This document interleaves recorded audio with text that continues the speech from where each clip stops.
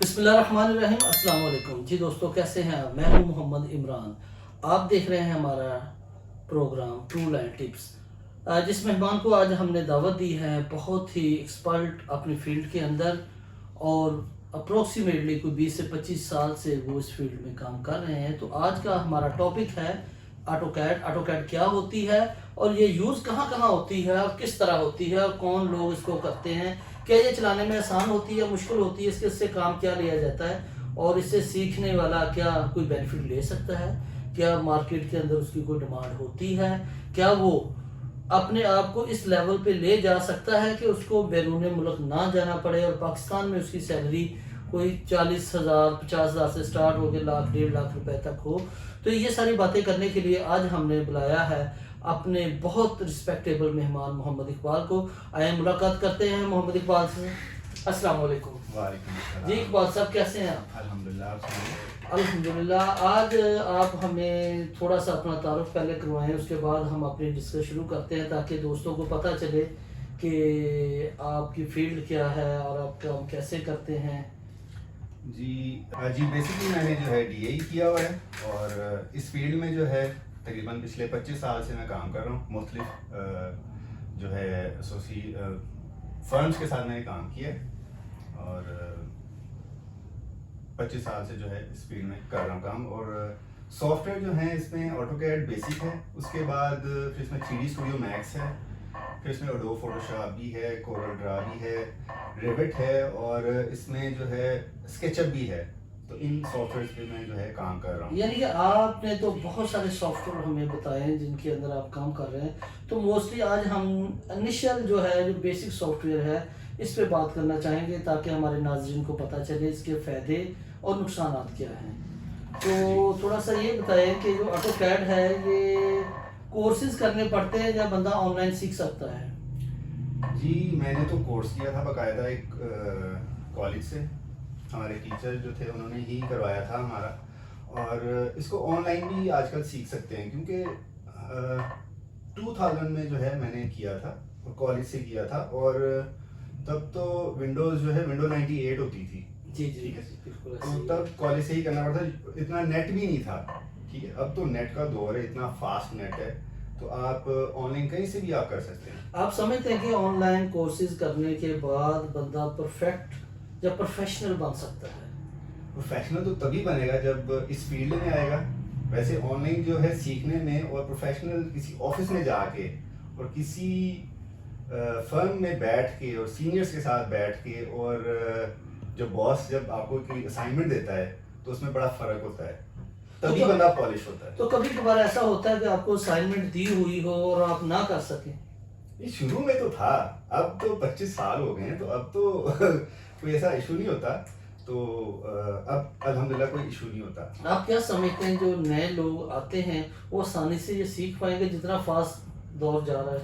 नहीं, जितना फास्ट दौर जा रहा है आजकल की यंग जनरेशन भी फास्ट है, तो आसानी से सीख सकते हैं। यूज़र फ्रेंडली सॉफ्टवेयर है, कोई ऐसा इशू नहीं है। तो इसके लिए क्वालिफिकेशन की कितनी ज़रूरत होती है? क्वालिफिकेशन जो है इसमें जो है ना इतनी, मेरा ख्याल है आजकल यंग जनरेशन को जो है वो कम से कम इंटरमीडिएट तो करना चाहिए। ठीक है, अदरवाइज वो जो मैट्रिक वाला भी होगा वो भी कर सकता है। तो इकबाल साहब, आप क्या समझते हैं कि ऑटोकैड करने के लिए टेक्निकल कोर्सेज का होना ज़रूरी है या बंदा डायरेक्ट इंटरमीडिएट मैट्रिक करने के बाद ऑटोकैड करके फील्ड में आ जाता है?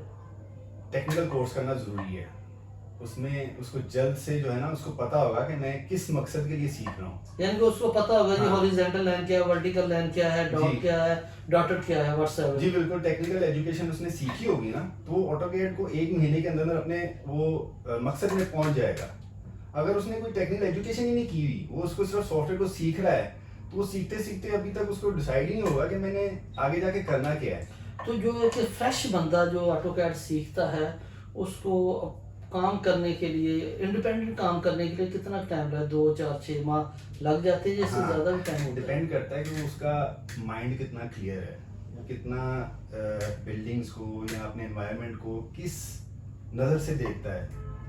तो ये डिपेंड बहुत करता है कि वो कितनी जल्दी इसको सक्सेसफुल हो जाएगा इसमें करके, यानी कि कितनी जल्दी पिक करता है। पिक करता ये है। उनके सीनियर्स के ऊपर भी, मैं हर अपने प्रोग्राम में ये बात करता हूँ कि बंदे के सीनियर के ऊपर भी डिपेंड करता है कि जूनियर कितनी जल्दी सीख सकता है, या सिर्फ जूनियर ने ही करना होता ये है। बड़ी अच्छी बात की है कि सीनियर्स, जो अच्छे सीनियर्स होते हैं ना, जब ऑफिस में कोई बेसिकली जाता है सीख के, तो जो सीनियर्स होते हैं ना वो कितनी जल्दी किसी को कामयाब करवा सकते हैं या कितनी देर में करवा सकते हैं, उन पे बड़ा डिपेंड करता है। और अच्छे सीनियर्स मिल जाएं तो नेमत होता है। अक्सर देखा ये जाता है जब सीनियर्स जो होते हैं वो जूनियर को बताने में हिचकिचाते हैं कि इसको ना पता चले कि मेरी जॉब ना चली जाए, क्या ये ट्रेंड खत्म नहीं हो सकता? सर ट्रेंड जो है ना ये खत्म होना चाहिए। जो नॉलेज शेयरिंग है ना बड़ी अच्छी होती है। शुरू में मैं इस चीज़ का शिकार रहा हूँ कि मुझे जो भी कोई अच्छी डिटेल मिलती थी या कोई अच्छी कमांड मिलती थी, मैं अपने दोस्तों को या लोगों को फौरन बताने की कोशिश करता, यार मैंने ये चीज़ सीखी है। यानी कि खुशी होती थी खुशी आपको होती थी कि लेकिन- आपने कुछ अचीव किया। हाँ, कुछ दोस्त होते थे कहते थे ये क्या बेवकूफ़ी कर रहे हो तुम। तो ये है कि जब आप नॉलेज शेयर करते हैं ना तो आपको बदले में भी एक नॉलेज मिलता है, और जितना आप किसी को चीज़ बताते हैं उसमें आप परफेक्ट होते रहते हैं। तो शेयरिंग जो है वो हमेशा आपके फायदे में ही रहती है। शेयरिंग करनी चाहिए, एक जी, दूसरे से जी, जी। डिस्कस करनी चाहिए, जी, पॉजिटिव इससे नेगेटिव। बिल्कुल नहीं घबराना चाहिए कि ये सीख के मेरी ही सीट पे आ जाएगा, तो इसको बिल्कुल आप जो है ना नहीं सोचना चाहिए। अच्छा इकबाल साहब, ये बताएं कि ऑटो कैड के अंदर हम लोग कौन कौन से काम कर सकते हैं? जी, ऑटोकैड के अंदर बेसिकली ये एक सॉफ्टवेयर है जिसमें आपने ड्राइंग बनानी होती है, ठीक है। तो इसमें देखें सुई से लेके आप जहाज तक, बल्कि आजकल तो मिसाइल्स टेक्नोलॉजी की जो है ना वो भी ऑटोकैड में ही बन रही है। आप ऑटोकैड में ड्राइंग्स बनाते हैं, आगे सीएनसी मशीनें होती हैं, वो इसके साथ कनेक्टेड होती हैं, आप उनमें फीड कर देते हैं, और हर फील्ड में जो है ऑटोकैड इस्तेमाल हो रही है। यानी कि आप ये से कह रहे हैं कि मैकेनिकल हो, इलेक्ट्रिकल हो, Mechanical हो, इलेक्ट्रॉनिक्स हो, जी, जी, सिविल जी, हो, जी, जी। इरिगेशन, व्हाट्सएप, कोई भी फील्ड है दुनिया की इससे बची हुई नहीं है। नहीं, बिल्कुल। अच्छा तो ये बताइएगा कि इसकी सैलरी कितनी होती है ऑटोकैड ऑपरेटर की? ऑटोकैड ऑपरेटर की सैलरी बहुत अच्छी है, आपको बेसिक भी अच्छी मिलेगी, और जब आप इसमें सक्सेसफुल हो जाएंगे, आप इसमें तजर्बा जैसे जैसे आपका बढ़ता जाएगा, आपकी सैलरी बड़ी अच्छी होती जाएगी। वाहिद ये ऐसी ऑटोकैड सॉफ्टवेयर है कि जो आप एजुकेशन भी इतनी मैटर नहीं करती, सिर्फ इसमें एक्सपीरियंस मैटर करता है, ठीक। ठीक है। और जितना आप मेहनत से सीखेंगे उतनी ही आपको कामयाबी मिलेगी और सैलरी भी अच्छी होगी। अच्छा इकबाल साहब, इसके अंदर तो 1000 से भी ज्यादा कमांड्स हैं, जी जी जी। तो आपने 25 साल में कितनी कमांड यूज की है? जब हमने कॉलेज में सीखी थी ना, तो कोई कमांड्स टीचर्स ने तो बताई थी इसमें 1000 तक हैं, लेकिन जो ड्राइंग्स की जो कमांड जिसमें यूज होती है वो 25 से 30 होती हैं, और मेरा ख्याल है मैं आज तक कोई 20 कमांड्स यूज करता हूँ जिसमें सारी ड्राइंग बन जाती है। अब ये आर्किटेक्चर में है तो और बात है, अदरवाइज दूसरी फील्ड जो मैकेनिकल की फील्ड है या और भी फील्ड है उसमें होती होंगी यूज। नहीं नाज़रीन, ऐसा है कि इकबाल साहब आर्किटेक्चर की बात कर रहे हैं, तो अप्रोक्सीमेटली 25 से 30 साल हो गए मुझे सिविल की फील्ड में, तो यूज़ कमो पेश 25 से 20 से 25-30 ही कमांड यूज़ होती हैं, और उसके बाद जो कमांड यूज़ होती है वो उनकी डिमांड के ऊपर होती है। मोस्टली जो कमांड चलती हैं वो 20 से 25-30 चलती हैं, इससे ज़्यादा नहीं होती। तो इसके लिए ये आपके लिए एज है कि ये छोटा सा बहुत बड़ा प्रोग्राम, तो आप बड़े इजीली सीख सकते हैं और काम कर सकते हैं। तो एक कोई फिगर हमें बताइएगा कि 1 लाख, 1.5 लाख, 2 लाख तक सैलरी कहाँ तक जा सकती है इसकी? सैलरी इसकी सर स्टार्ट भी बता दूं?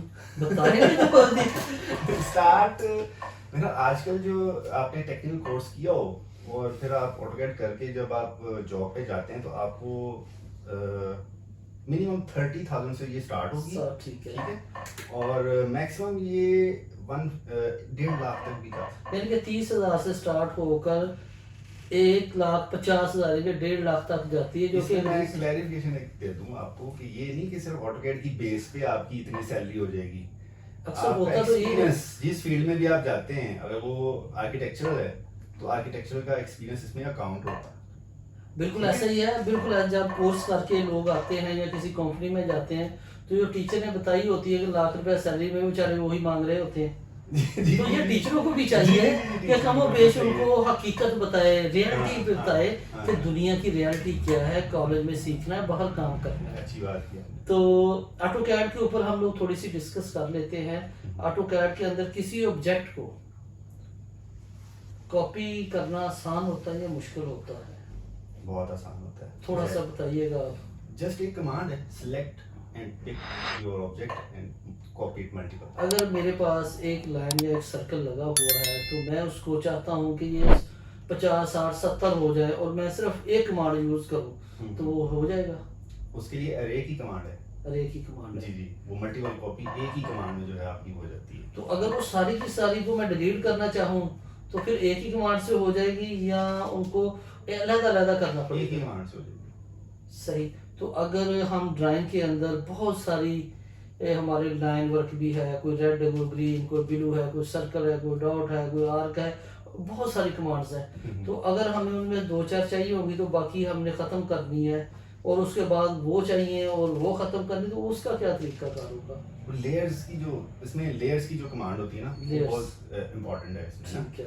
तो आप जब काफी सारी ऑब्जेक्ट्स आपके पड़े हुए हैं ना, तो वो अगर बाय लेयर पड़े हुए हैं तो आप उनको जस्ट वन क्लिक से जो है ना कंट्रोल कर सकते यानी कि हैं। आप रिकमेंड करते हैं कि कोई भी आपने काम करना तो लेयर के अंदर By रह layer के करना है, by लेयर layer। के बगैर नहीं करना। अगर एक ही लेयर में आप इतने सारे ऑब्जेक्ट कॉपी कर देंगे, उनकी सिर्फ कलर चेंज करते जाएं, तो वो ज्यादती है आपके अपने साथ भी। तो अगर एक 5 या 10 मरले के घर का नक्शा बनाना हो तो कितना टाइम लग जाता है? 5 या 10 मान लेगा, ये भी उसके एक्सपीरियंस पे डिपेंड करता है कि अगर वो बिल्कुल बिगिनर है तो वो अगर उसके 5 मरले का घर डिजाइन कर रहा है तो वो उसको टाइम ज्यादा लगता है। और दूसरा ये चीज होती है कि डिजाइन जो हमेशा होता है ना, वो एक आमद होती है।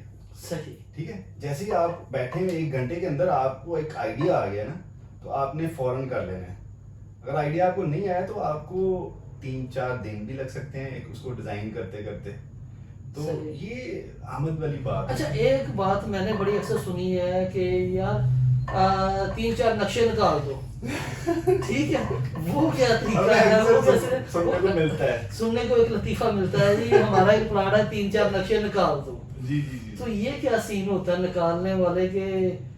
ये जो जो ये कहते हैं ना, वो या तो उन्हें पता होता है कि इनके पास जो है ना डिजाइन इनकी फील्ड है, उनके पास ना काफी मैप पड़े होंगे, बड़े होंगे।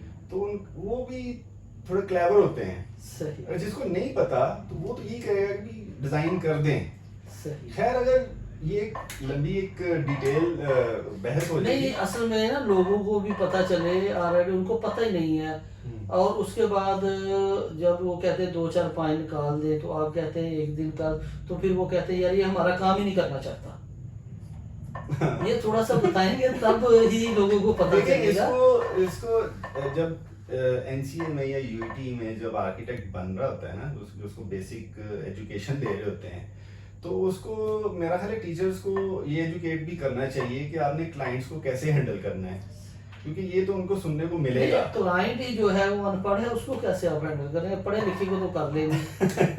उसको वो तरीका बताएं, हमें वो मेथड बताएं लोगों को कि जो जिनका एक्सपीरियंस नहीं होता, जो कंप्यूटर नॉलेज को नहीं जानते, उनको ये बताइए मैंने अपने घर का नक्शा बनाना है और 3-4 शाम तक आने चाहिए। वो वहाँ पे क्या करते हैं आप? देखें, उन्हें भी एजुकेट करना चाहिए। देखें, मैं आपको बताता हूँ, ये जो फील्ड है ना, इसमें क्लाइंट आपको अपना डाटा फीड करता है कि उसकी रिक्वायरमेंट क्या है। ठीक है, और फिर जो है ना, जो आर्किटेक्ट है या जो डिजाइनर है, वो उसको फीड करना चाहिए क्लाइंट को भी। सही। क्योंकि इसमें ये तरीकाकार होता है, इस तरह से ये एक सॉफ्टवेयर है ऑटोकैड जिसके अंदर ये बनता है, यानी कि काम मैनुअल ही होना है। हाँ, काम इसमें टाइम लगता है। तो और इसके जी और सॉरी आप हैं, ऑटोकैड के अंदर गलती की गुंजाइश कितनी है? ऑटोकैड के अंदर गलती की गुंजाइश जो है ना 1% आप कह लें कि होती है, कम होती है। वो डिजाइनर की गलती है या सॉफ्टवेयर की गलती? वो या आप अगर गलती करेंगे तो गलती होगी, अदरवाइज जो है सॉफ्टवेयर जो है वो गलती नहीं परफेक्ट है, करता। बड़ा परफेक्ट है। उसमें आपने जो फीड करनी है वैल्यूज, वो आप वैल्यूज फीड करें, और उसके बाद जो है मतलब एक लाइन है आपने 50 फुट लंबी लगानी है, या 6.5 फुट जिसको कहते हैं 6.5, अगर 6.5 की जगह 4 दब गया ना आपसे तो वही गलती है, अदरवाइज गलती नहीं है। यानी आप ये कहना चाह रहे हैं कि जितनी भी प्रोडक्ट है उसकी कामयाबी और नाकामी जो होती है वो उस डिजाइनर पे होती है। जी, उसके सॉफ्टवेयर परफेक्ट है। सॉफ्टवेयर परफेक्ट है। अच्छा, इसमें थोड़ा सा हमें ये बताएं कि अगर आप क्या समझते हैं कि अगर एक सिर्फ ऑटो कैड ही काफ़ी है या इसके साथ 3D मैक्स भी करना चाहिए, रिवट भी करना चाहिए, स्केचअप भी करना चाहिए? देखिए, बेसिक तो ये सारे सॉफ्टवेयर करने चाहिए कि आर्किटेक्चर की फील्ड में जो है ना ये सॉफ्टवेयर बड़े ज़रूरी हैं। ऑटोकैड, उसके बाद 3D मैक्स। ये 3D मैक्स आसान है कि मुश्किल है? 3D मैक्स ऑटोकैड से ज़रा मुश्किल है। ठीक ठीक है, ये वही कर सकता है जिसकी सोच बड़ी अच्छी हो, ठीक डिज़ाइन को समझता हो, कलर्स को समझता हो, थीम्स को समझता हो, एनवायरनमेंट को समझता हो, सही। ये वो कामयाब है इसमें। ठीक। जो तो है ना बिल्कुल एक बेसिक सा बंदा, मीडियोकर सा, वो ऑटोकैड कर सकता है। ठीक। ऑटोकैड एक रिजिड सॉफ्टवेयर है, ठीक है, हार्ड सॉफ्टवेयर। 3D मैक्स जो है वो रिजिड के साथ साथ सॉफ्ट जो है ना सॉफ्टवेयर है कि उसमें आप एनवायरमेंटल भी काम करते हैं, उसमें आप बिल्डिंग्स का भी काम करते हैं, काफ़ी इसमें चीज़ें हैं, एनिमेशंस हैं। जी नाज़रीन, 3D मैक्स की जो है वो हम नेक्स्ट क्लास में देखेंगे, अपने नेक्स्ट प्रोग्राम में देखेंगे कि वो उसमें क्या क्या होता है, कैसे। अभी ऑटोकैड के अंदर रहते हुए मैं उन स्टूडेंट्स को और जो लोग काम करते हैं या करवाते हैं उनके लिए भी, उनको भी आइडिया होगा। तो इकबाल साहब ये बताइए कि आप एक 5 मरले का घर बनाते हैं तो उसकी फ़ीस कितनी की मिल जाती है? 5 मरले की जो आइडियल फीस है ना वो 50,000 तक जो है 50,000 वो एक आइडियल फीस है। ठीक है, उसमें आप उनको जो है डिज़ाइन कर देते हैं, उनका घर का फसाड एक रेंडर्ड जी। एक 3D व्यू देते हैं, ठीक। ठीक है, फिर उनको इलेक्ट्रिकल प्लान दे देते हैं, प्लम्बिंग का दे देते हैं, सही।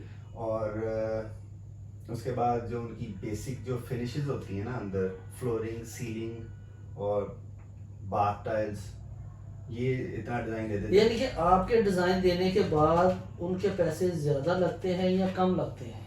देखिए, जो तो मीन इसके के बगैर नक्शे के कोई बना ले वो पैसे ज़्यादा लगेंगे या नक्शा बना के कम लगेंगे?